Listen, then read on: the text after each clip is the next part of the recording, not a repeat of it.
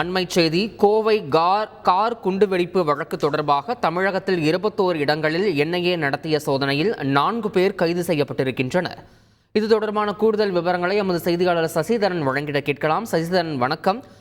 தற்போது இந்த கைது செய்யப்பட்டிருக்கக்கூடிய அந்த 4 பேர் யார்? மேலும் இந்த சோதனையில் வேறு எதுவும் பொருட்களாகவோ ஆவணங்களாகவோ எதுவும் பறிமுதல் செய்யப்பட்டிருக்கிறதா? இது தொடர்பான முழு விவரங்களை சொல்லுங்க சசிதரன்.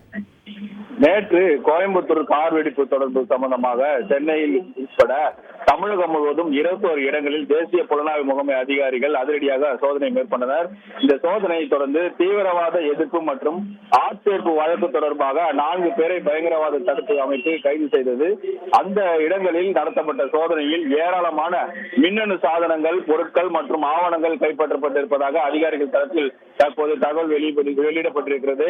6 மடிக்கணினிகள், 25 செல்போன்கள், 36 சிம் கார்டுகள், 6 எஸ்டி கார்டுகள், 3 ஹார்ட் டிஸ்குகள் போன்ற இந்த பறிமுதல் செய்யப்பட்டிருக்கக்கூடிய மின் சாதனங்களாக பார்க்கப்படுகிறது. இதில் மதராஸ் அரபிக் கல்லூரியை கோவை அரபிக் கல்லூரியுடன் தொடர்புடைய 11 இடங்களில் இந்த சோதனையானது நடைபெற்றது. தீவிரவாதிகளின் கொள்கைகளை பிரசங்கிப்பதன் மூலம், வன்முறையை ஜிகாதை ஊக்குவிப்பதன் மூலமும், அரபு மொழி வகுப்புகளின் வேடத்தில் ஏமாற்றக்கூடிய இளைஞர்களை ரகசியமாக தீவிரவாதிகளாக மாற்றும் நடவடிக்கையில் ஈடுபட்ட நபர்களின் வீடுகளில் தான் நேற்று சோதனையானது நடத்தப்பட்டிருக்கிறது. தமிழ்நாட்டில் உள்ள மொத்தம் 21 இடங்களில் இந்த சோதனை நடைபெற்றிருக்கக்கூடிய நிலையில் 10 இடங்களில் கார் குண்டுவெடிப்பு தொடர்புடைய இடங்களிலும் இந்த சோதனையானது நேற்று நடத்தப்பட்டிருக்கிறது. இந்த சோதனையில் தற்போது கைது செய்யப்பட்டிருப்பவர்கள் 3 பேர் என அறிவிக்கப்பட்டிருக்கிறது. அவர்கள் அனைவருமே சென்னை அரபிக் கல்லூரியின் தொடர்புடையவர்கள்.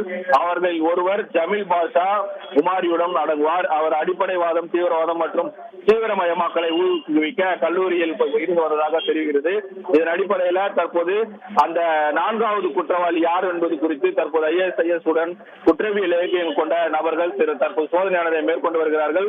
கோயம்புத்தூர் கார் குண்டுவெடிப்பு வழக்கில் தொடர்புடைய குற்றவாளிகள் மூலம் IAS கொள்கைகளை பிரச்சாரம் செய்வதிலும் அவர் ஈடுபட்டார் என்பது குறித்து தெரிய வந்திருக்கிறது. தொடர்ந்து இந்த 2 வழக்குகளிலும் விசாரணையானது தொடர்ந்து நடைபெற்று வருவதாகவும், கார் குண்டு வெடிப்பு வழக்கும் தொடர்ந்து விசாரணை நடைபெற்று வருவதாகவும் தேசிய புலனாய்வு முகமை அதிகாரி தரப்பில் தெரிவிக்கப்பட்டிருக்கிறது. விவரங்களுக்கு நன்றி சசிதரன். செய்திகளை உடனுக்குடன் தெரிந்து கொள்ள உடனே சப்ஸ்கிரைப் பண்ணுங்க.